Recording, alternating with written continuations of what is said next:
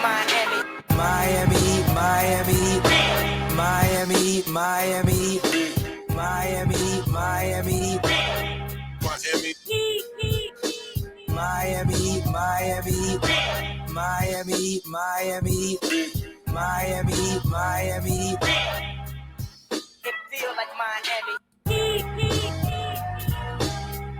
Welcome to the Miami Heat Beat Postgame Show on this beautiful Monday in February. I'm your host, Giancarlo Navas. With me today, my homie, the reality check master, Tiffany Meeks. Tiff. What's up? I am doing phenomenal. Absolutely bet you are. phenomenal. I am glowing. I am happy. I feel like today is every holiday put together into one. I feel great. Do you know why? Tell us why. Miami Heat beat the Philadelphia 76ers, which is the greatest feeling for me personally. They may not be the most historic rival for the team, but I hate that team. I don't like watching Joel Embiid play basketball, as talented as he is. I don't like watching James Harden play basketball. I don't like any of them. I don't like Doc Rivers' raspy voice. I don't like Tobias Harris looking confused all the time. I don't like George Niang. I don't like any of those dudes. I don't like Dedmon anymore. He wasn't even there, but I'm sure this was somehow his fault. Tiff, Chad is going crazy. Court Corner resubscribed with Prime. They've been out here for 16 months. Invictus Mock resubscribed with Prime for 10 months. Says Philadelphia.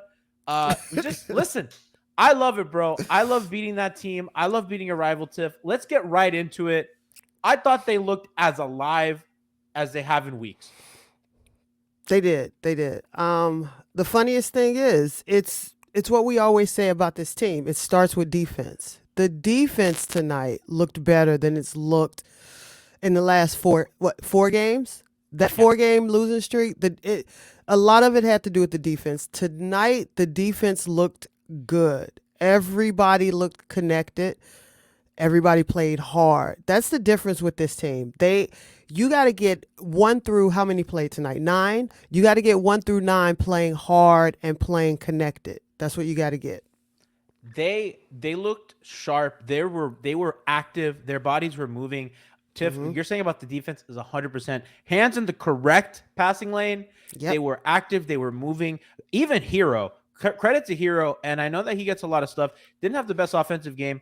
What their game plan against Harden, that hard show, he was showing hard. He was running back to his man. He would stunt where he had to, did not foul. Like, I mean, he is what he is, but even his effort on defense was good. Zeller, we know the play, as Brian tweeted, Prince Harry or Prince whatever, Prince William got him. The George Costanza, Bam doing 50 million things on defense. Oladipo, Tiff, I loved it. I love the adjustment, by the way, of putting Caleb on Maxey once Maxey started to kind of go off on Oladipo, and that kind of shushed that problem. Yeah, there's no. I mean, I think the thing is because you had in the beginning you had a combination of Vic and Tyler, and they were switching off and on Maxey. And the reality is, for as good as Vic still is on defense, Maxey's like 12 years old.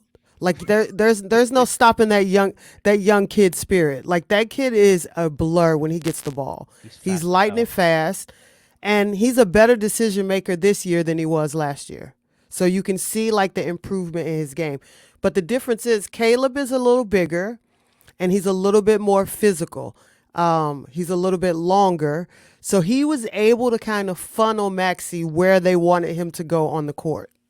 Which is huge. And they are epitome of team defense. Right. Other than Bam and Jimmy, no one is like, wow, that guy is like, a game-breaking defender. Last year, maybe, because PJ, I mean, even tonight, PJ was very good defensively, but it was just a team effort, man. Like you said, funneling him in. I like that change. I like when they implemented zone. And I like that they didn't stay in it too long. There was a period where the zone was kind of working, and they had Zeller on the back, and he would step up if Embiid ever got into that soft spot. Embiid hit a couple little floaters or whatever, and then they immediately changed the coverage. And they force Embiid into 5 or 6 turnovers tonight, which is really the recipe for them to win against this team. Mm-hmm.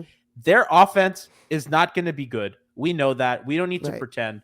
But if your defense plays like this, and if you have enough guys hit open shots, and if you create enough turnovers with your game plan, you get tonight. Yep. And that's the recipe for this team going forward.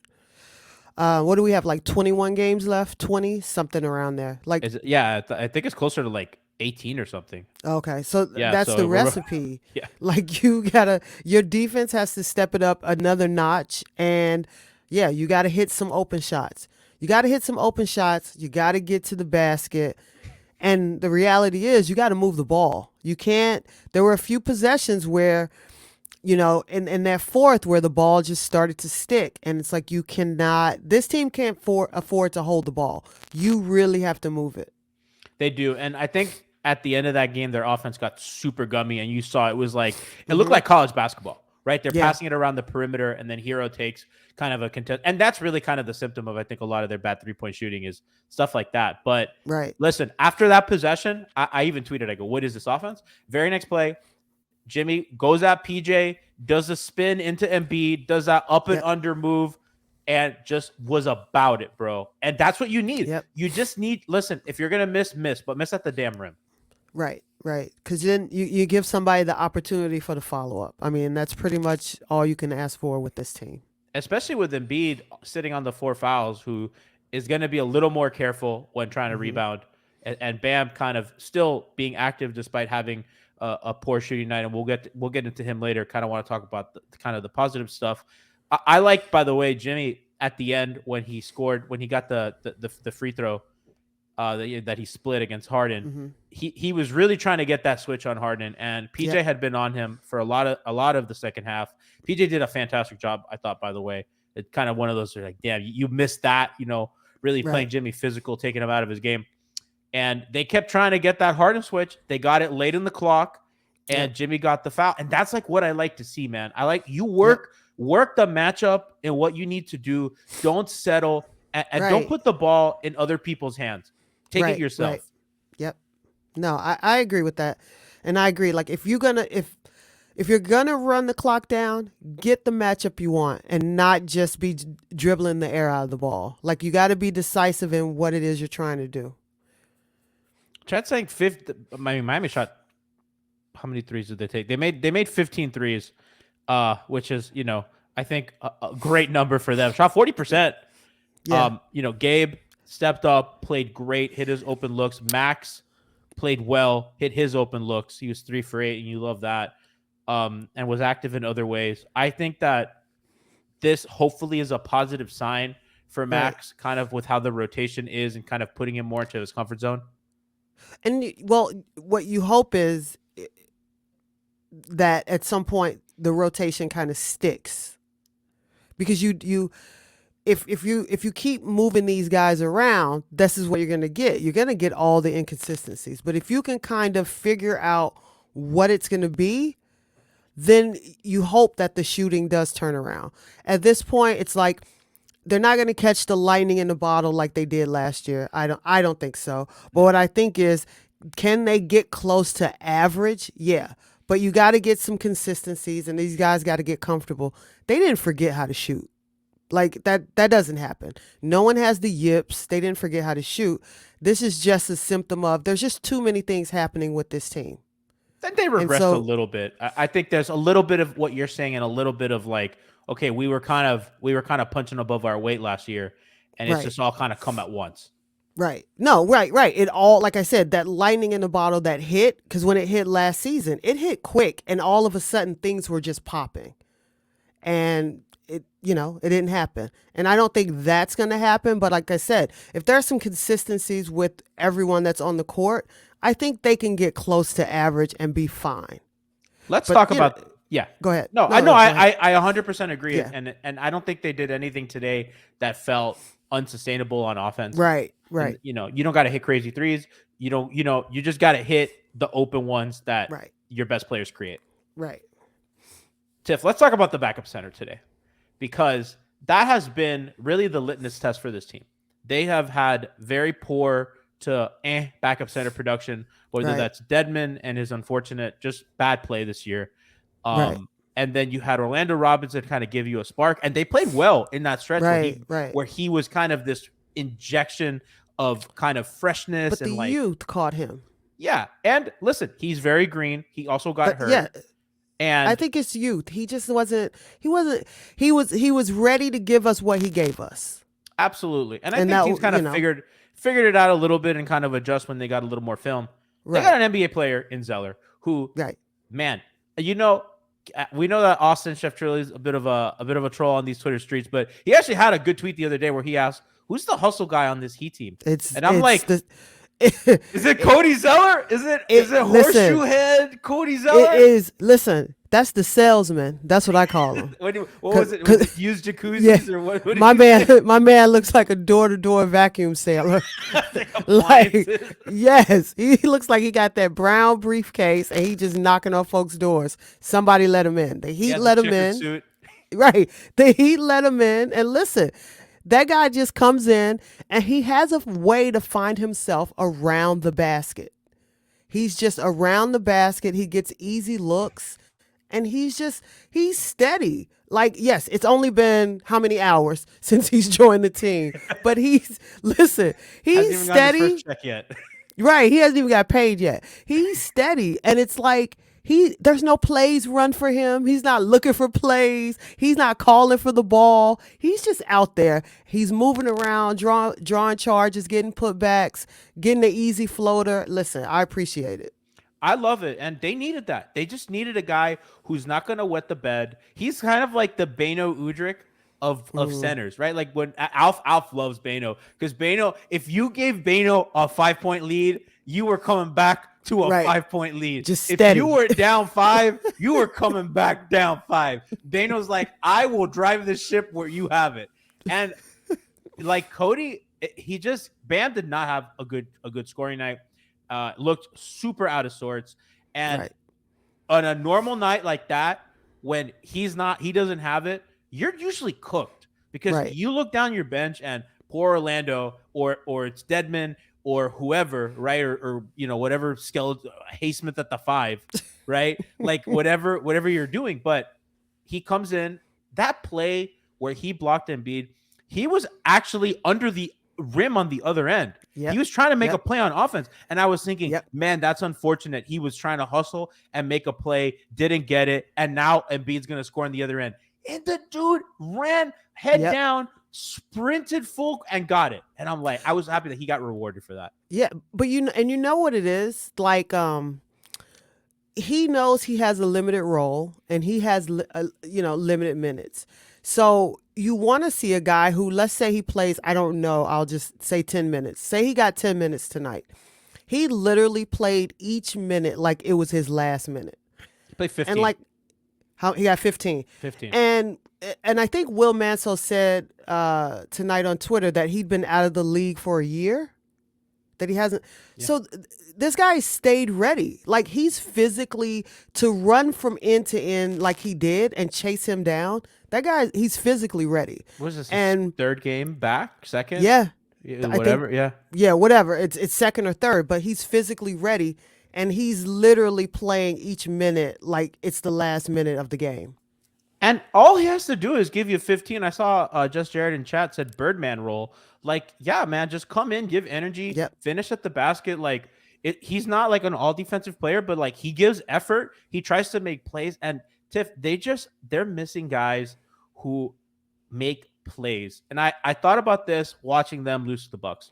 Because I remember Leif on 5 Reasons had asked me, whenever Bobby Portis was available, he's like, would you take Bobby Portis? And I go, no, I wouldn't take Bobby Portis. That guy stinks at defense. And that guy, the Suns only look good when Bobby Portis was on the floor and they were going at him, or whatever. And I was like, that guy's kind of a clown, but that guy makes plays. And I'm watching him like start on the Heat. And I was like, the perfect player doesn't exist. The perfect players go for a lot of money. And sometimes, bro, you just need dudes that hoop. And like, I think, personally, I've always wanted like the perfect fit. Like I was always waiting for the PJ Tucker, right? Right. And I don't think that that's realistic. And You just get a guy from the buyout market who comes in, who contributes, who plays really hard, who accepts his role. And shout out to Kevin Love too, because you told me I came a couple minutes late to the game, and I go, Tiff, what I missed? And you're like, Kevin's just doing the little things. Yep. He had in the quarter, I think, and someone took a jump shot, missed it. He's under the basket, buried under the basket with Embiid on one side and I think Tobias Harris on the other side. He's smashed in between. And only the way Kevin Love can goes up, and he can't jump over a phone book. Like, it ain't happening. You can slide a sheet of paper under his feet when Not even young. Not even young. But for some reason, he makes his way and smashed in between these two guys. He gets the one-handed rebound, caresses it in under his arm, kicks it back out to somebody for the shot. But those are the little things that, people don't think about that we just didn't get a week ago. Like, we weren't getting those types of plays a week ago because we were only depending on Bam to do that. And he had another play where he surprised Harden with the trap. So they weren't trapping with the bigs a ton. Kevin would play kind of high, but he stepped up because the Sixers had set a screen like really, really high up, from the 3-point line. And Kevin jumped that gap, surprised Harden totally. It was Caleb on the ball.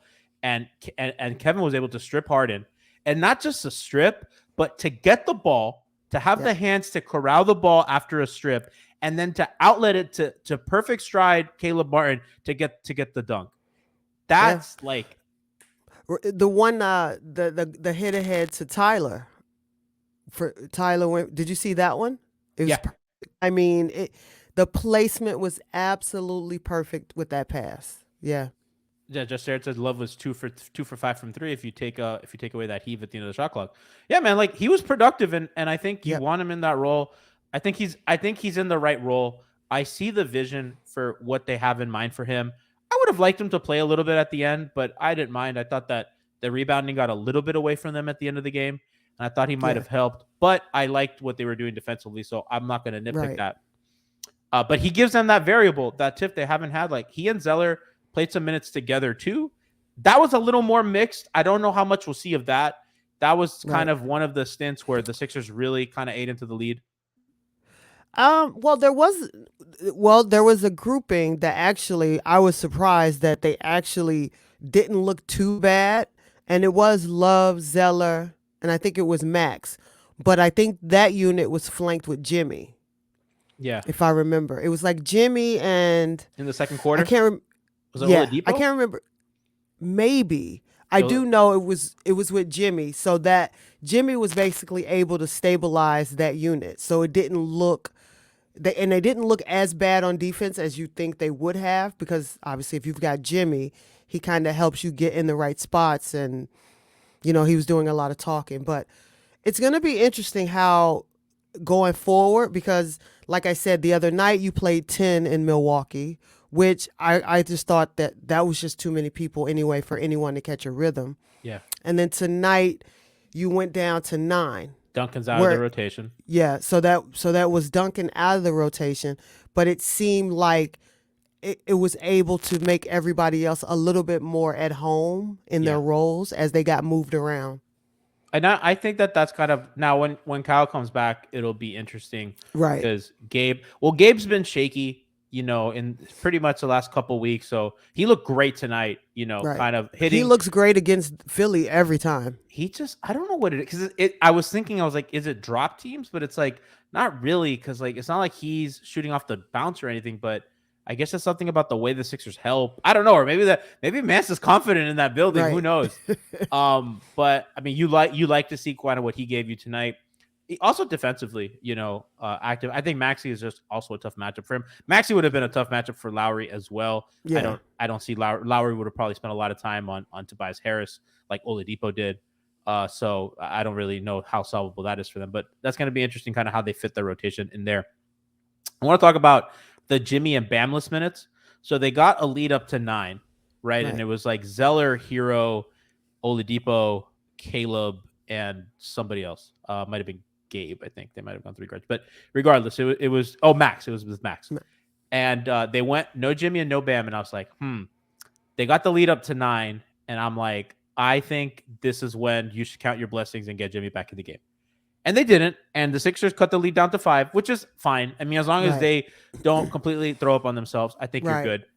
I would like Spo to be a little quicker on that. I mean, Jimmy, I think, only played 32 minutes tonight. Jimmy played, which is not a lot. You know, he could play more. He played 32 minutes, yeah.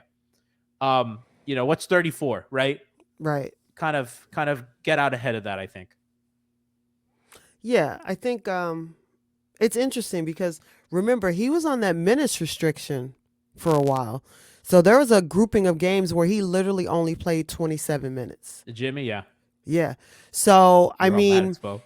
yeah. Well, maybe this is the point where, because you said he played, what, 32? Yeah. Maybe this is the point now where we start to see him trying to ramp it up a little bit, which I'm okay with because I feel like with Jimmy's body and all the injuries he sustained, you don't want to just start throwing him out there for 38 minutes. For sure. Even though you do got to get these wins. So I feel like that might be the right thing to do, to start ramping him up with, like, maybe, you know, the next game he goes 32 minutes again, and then the next game maybe he goes into 33. But, like, you do got to start getting him on the court more because all these games mean something, and then that homestand that they have coming up, it's not easy. No, it's not. And they have a really tough kind of schedule coming up. I know that they play Philly again. I believe they play Atlanta twice, Memphis. Although Memphis is they're in a bit of a tailspin as of late. But still. So. Yeah, no. But I still, mean, they got Ja, they got speed, they got Bane, youth, and they're going to be hungry. So, really kind of chasing 8 out of the next 9 at home. They're a good home team. That they've been pretty consistent at. This is a big road win too, by the way, for them. I mean, they've struggled on the road. They show up against good teams. Now, that Milwaukee game, they got absolutely embarrassed, and I thought the timeline was justifiably upset at everything because that was one of those games where you're just like, man, fuck this team. But they played Milwaukee almost to the buzzer, missing some guys on the road before where Jimmy was spectacular. And they do play good teams really well, which gives me confidence. Lowry seems too close to being back. And I do think they need another guard. I know that we just talked about like they have a comfortable rotation, but I think they're one ball handler short, and I think he can help them, especially defensively sometimes. Right. Tiff, just a great win. Bam impacting the game on defense. He was doing like 90 things. That play where there was a play where he's trying to stay on Embiid. They're not going to give up the switch. The Phillies trying to work kind of Caleb on Embiid, and it doesn't go. Bam's doing a great job of slipping kind of in and out, and eventually Philly gets the switch, but they get it with Harden on the ball, and Bam, it's like 8 in the clock. So Bam takes that switch because Embiid is at the 3-point line with Caleb, and he's not going to be able to set up shot quick enough. And he arms up, forces a miss, and nearly a turnover, and then runs on the other end, and I think gets an offensive rebound or something. Mm-hmm. He had a bad shooting night, and that's why I'm wearing his jersey today, because despite the shit offensive performance that I was like, God damn, who are you? Bro brings it on defense every night. Yeah. Well, I mean, that's the thing. And like, it's hard to kind of fault. Bam's been carrying all season. That's one. Like, it's hard to fault him. Exactly. So it's hard to fault him, especially when it comes to like Embiid, for him to, to be mad that he had like a bad offensive game. Because honestly, I didn't expect him to get off for his normal 21, 22, 23 points. Like, I thought it was going to be a dogfight for him. Defensively, listen, these are the types of games where okay, you need other people to chip in because Bam's going to have to lock in. And he did. Everywhere that he was on the floor, he made his presence felt. I think that like sometimes we just forget that he does so much that some nights it's impossible to continue to go at the level in which he goes.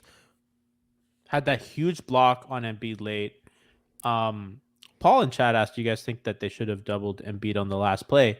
And I think that's kind of interesting because they've really opted to go one-on-one with him a lot. They send late help. And Right. I think if you're going to send help, it's late help. Tiff, did you see the play?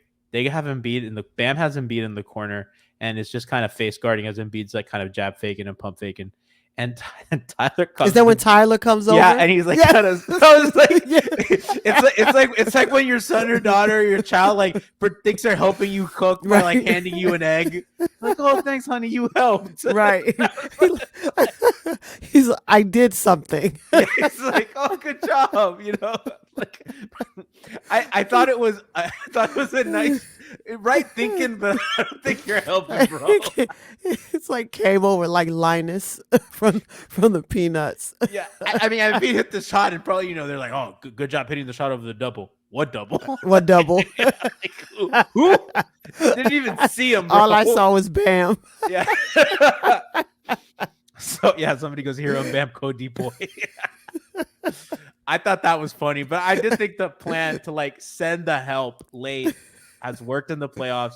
Right. 6 turnovers, and I'm a little mean to Embiid. I admit he's obviously a super talented player. He's an MVP candidate. Dude can bring it on any night. Scares the living fuck out of anybody. He's enormous. He's skilled.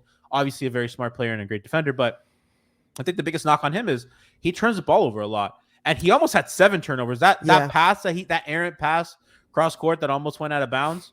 That was like a James Johnson pass. And Tiff, that's kind of their Achilles heel. And I think Miami is the best team at exploiting that. Right. I think that they learned. It seems like out of most of the teams, they understand his tendencies. And that's funny. They understand his tendencies. And he has a tendency. He turns his back a lot. And he doesn't, he never feels for the pressure. He just kind of turns for the ball. And like, it's like he sees the ball, he wants the ball. And then he forgets there's like action around him. And the Heat, to me, are the best at like diving in, coming around, getting their hands in, putting pressure on him, and also kind of like giving him blind spots. And I don't know if you know what I mean by blind spots, but they have a way of getting in the way of the passing lanes where it's, I might be in the lane, but I might not be in the passing lane. Kind of trick him into trying to make that extra pass when he shouldn't be making that pass.